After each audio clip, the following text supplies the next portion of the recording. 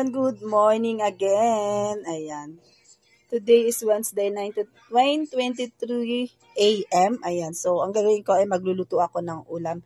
So, kung makikita nyo guys, is gulay sa gulay. And tuturuan ko kayo guys kung paano tayo tuturuan. Akala mo naman. Hindi. Ibig ko sabihin, sa mga hindi lang or gusto lang kumuha ng idea, diba? So, yung mga simple, tipid lang na ulam ang gagawin natin. So, ito ay paninda namin to. So, pero namin to, ulam / kung may bibili, kasi nakadisplay yan sa tindahan. So, ngayon, kapag hindi nabili siya, inuulam na lang namin kaysa naman masira, diba? So, ito, dalawa to. Itong ampalaya, dalawa yan. So, nabili na nga daw. Tapos, ito, sabi ko, lulutuin ko to nung nakaraan gusto ko talaga ng Baguio beans. So, dahil naluto ko kahapon yung aking pangsahog na isda. So, ito na lang, gulay sa gulay na lang. At ito lang ang ating isasahog dyan, guys. Kasi nung nakaraan, nagkarne na kami, tapos kahapon nag-isda, karne, isda kahapon. So, nakailang 2 days kami nagkarne. Tapos kaya niluto ko rin yung isda kasi nga, may karne na naman, diba? So, nawala yung pangsahog natin sa gulay. Pero, ito na nga. Wala namang problema dyan. Kaya, tuturuan ko kayo kung paano natin gawin na napakasimple, pero masarap. Oh, masarap. Di nyo naman matitikman. Pero, syempre, simpleng luto na kung kayo mahilig kayo sa gulay. Kasi kami, mahilig naman kami sa gulay. At, sanay kami sa ganitong, simpleng ulam lang. So, eto, ang gagawin natin, nakita nyo, wala tayong karne talaga, pero, gagawin natin healthy pa rin. So, yan. Gulay na Baguio beans, tapos etong ampalaya, hahaluan natin ng itlog, pareho. Kaya dalawa yan, so tag-isa sila. So, paano natin gagawin yan? Mamaya. Hihiwain ko lang muna sila. Wait lang. So, umpisahan na lang natin dito sa ating ampalaya, no? So, magtataka kayo maliit yung aking sangkalan na ginagamit. Okay lang yan, kasi yan ang favorite ko talagang sangkalan. O, kahit na kaano yung hinihiwa ko. Marami kaming sangkalan. Yung iba nga, hindi na namin nalagaan yung may mga color na sangkalan. Ano lang, makwento lang habang hihiwa. Alam nyo ba guys, baka napapansin nyo, ngungo pa rin yung boses ko. Katatapos ko lang voice over. Yan, tapos ina-upload ko pero wala pang thumbnail, na-upload ko lang privately. Yan, mga naka-pending natin sa ating YouTube, sa ating channel. So, ito, hiwa-hiwa lang. Simpleng luto lang to guys. Ganyan, kasi kami ng ulam, no? Alternate, hindi tayo, puro karne, puro isda. Kailangan, sa isang linggo kasi yan ang routine namin guys. Kailangan nakaset tayo sa sa pagano ng ulam. Ano yun bang mahirap na gawain yun guys? Hindi ko man sabing ina ako eh. Pero kasi ako yung tagaluto dito, ako yung talaga dito sa amin sa pagkain. So, medyo lumalamya yung boses natin. Hindi, ibig sabihin, yan ang namin, routine, every week. Every week, kailangan meron tayong, okay lang sa amin ang hindi magkarne ng kahit sa isang beses sa isang linggo, okay lang yon. Lalo pag mahal ang karne. Hindi, okay lang yun ako. Basta ang sa amin is, gulay, tsaka isda yan. More on kami, ganyan. Kasi syempre, iwas tayo. Ako kasi, lalo-lalo na sa karne. Pagka karne kasi, ako taba lang sa baboy. Tapos, kasi hindi ako masyado maano sa laman. So, kaya, hindi tayo pwede everyday or diba? Yung ganun lang na once lang natin kinakain, okay lang yan. Kasi alam naman natin na bawal yan sa natin. Pero kasi ang taba, at least yung once lang, okay yan kasi collagen yan eh. Share na lang din ng kaalaman yan guys, diba? Oo, ang taba is full of collagen din yan. Tsaka sa mga hindi nakakaalam na yung laman loob ng mga baka, yan, full of collagen. Which is kailangan natin sa ating katawan din. Yan. Ako talaga, yun nga, inulit ko sa baboy, taba lang. Taba as in ayoko ng ng balat or laman. Tapos buto-buto, yun. Tapos sa baboy, sa manok naman, gusto ko yung mga buto-buto lang din. Ayoko.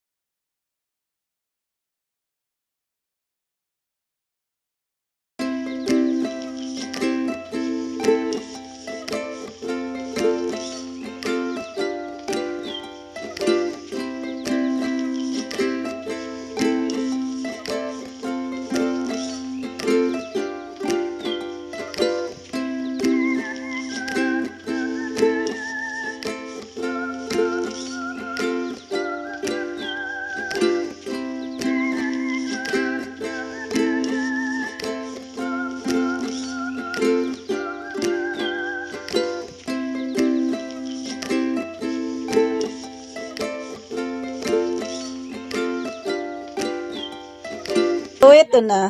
Natapos natin hiwain yan. Pati yung sa ating sibuyas. And bawang, kung makapasin nyo, bawang sibuyas lang. Wala tayong ibang sangkap. Opo. Yan lang ang atin. Kaya, paano ba natin gagawin ang simpleng-simpleng? Ano na to? Lutuin na to. Tara, samahan niyo ako. So na guys, lulutuin ko lang muna saglit yung ating itlog. So, sineparate ko siya. Wait lang. So, ayan lang guys. Ganyan lang ginawa ko. Kala ko naka-play. Tapos, so off na natin kasi prepare natin yung kabila. Yung isa.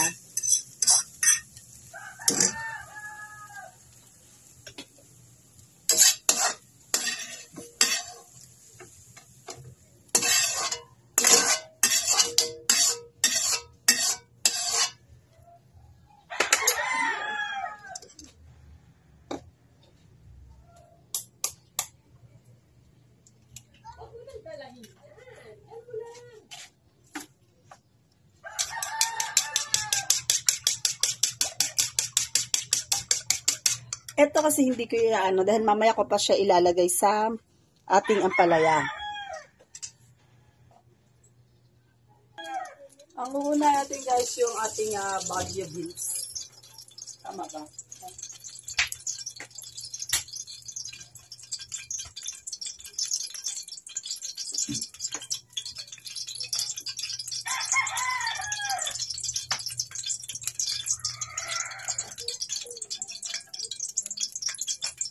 Yung unang niluto natin na itlog para yun sa Baguio beans. So, gisa-gisa lang tayo. Gisa, yan. Ganyan lang.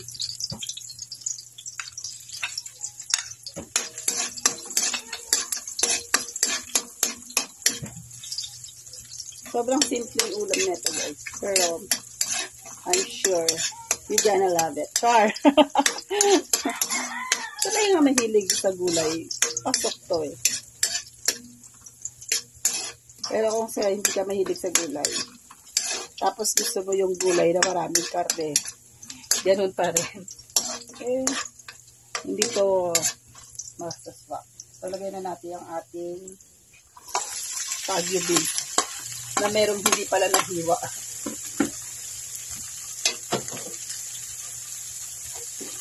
Yan, hiwain natin.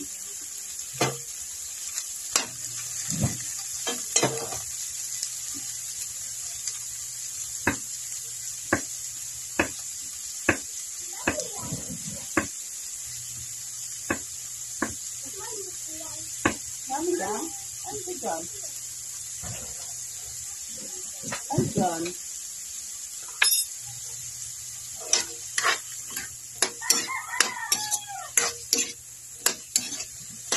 Takasan natin ng konti yung ating apoy.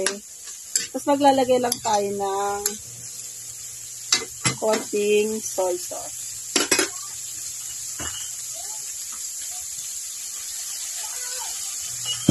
Tapos, pamintay na natin yung ating apoy.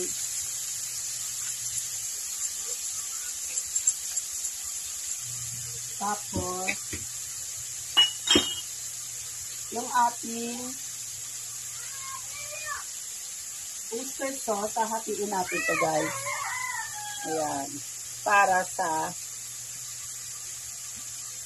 ampalaya yung kalahati. Tapos, lagay natin, lakasan natin ng konti yung ating apoy. Tapos, maglagay lang tayo ng konti lang na water. Yan. Ganyan lang.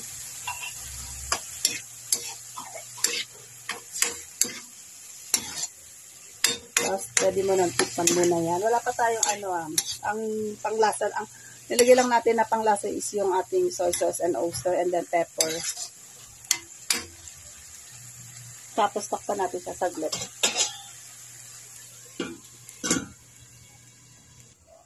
So, tingnan natin siya guys. O, pak.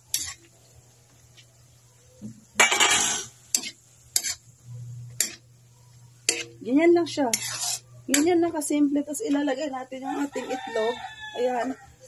O.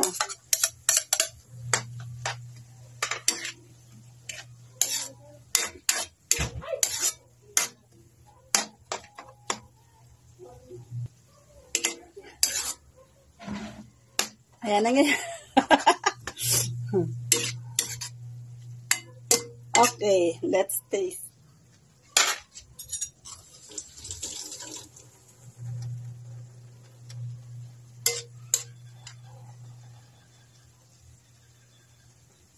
Ayan, natikman na natin.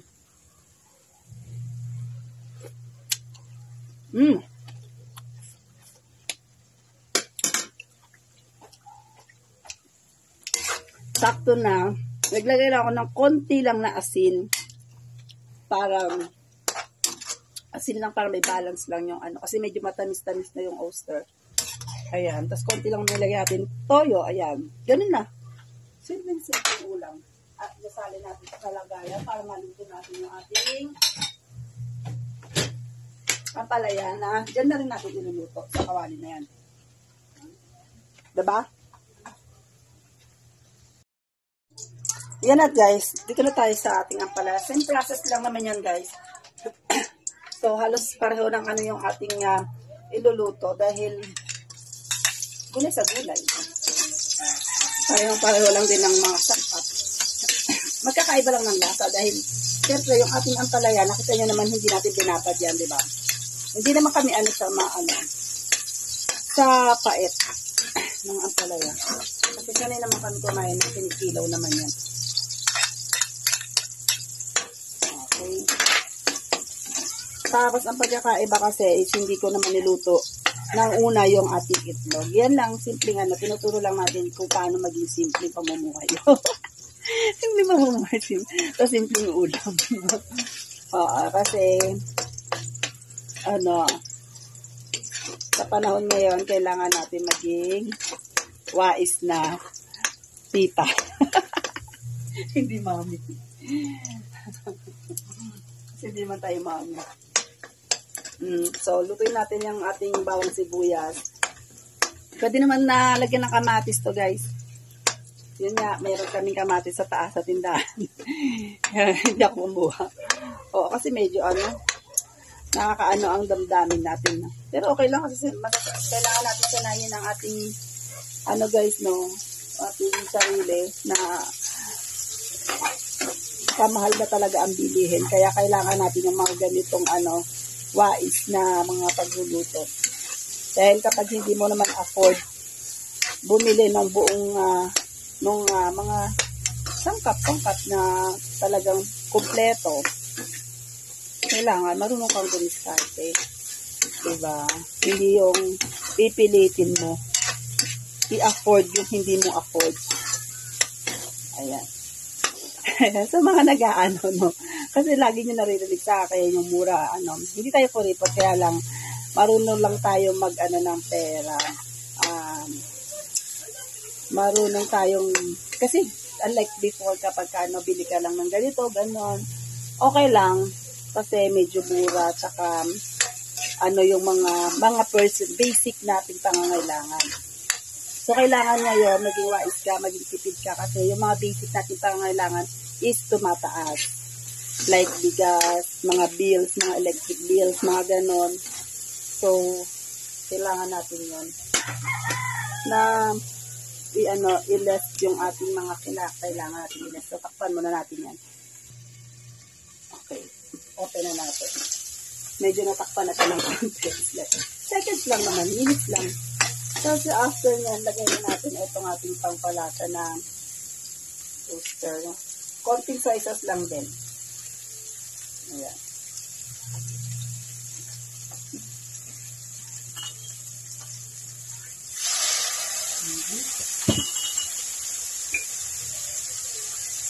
Konti lang ang ating ano yan, ang pala niya. So, konting water lang para hindi naman masunod-sunod yung ating niluluto.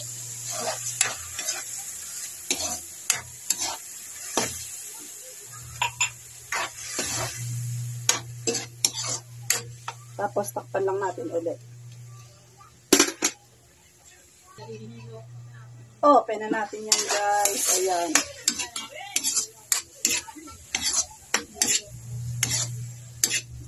Tapos lagay natin yung itlog.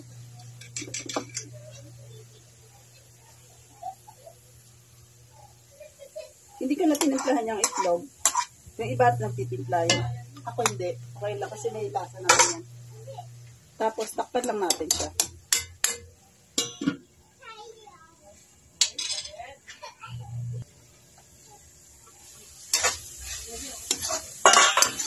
And it's done. Ayan. Okay na to, guys. So, patay na natin. Ito yung kalat sa baba. Tapos, isalin na natin to, guys. Henday at pancit. This is pancit. Ito na nga. Ayan, no. Ito ang ating 2 putahing gulay na napakasimpleng lutuin. At sabi ko naman talaga namang masarap. Sa mga katulad kong mahilig sa gulay, Ito.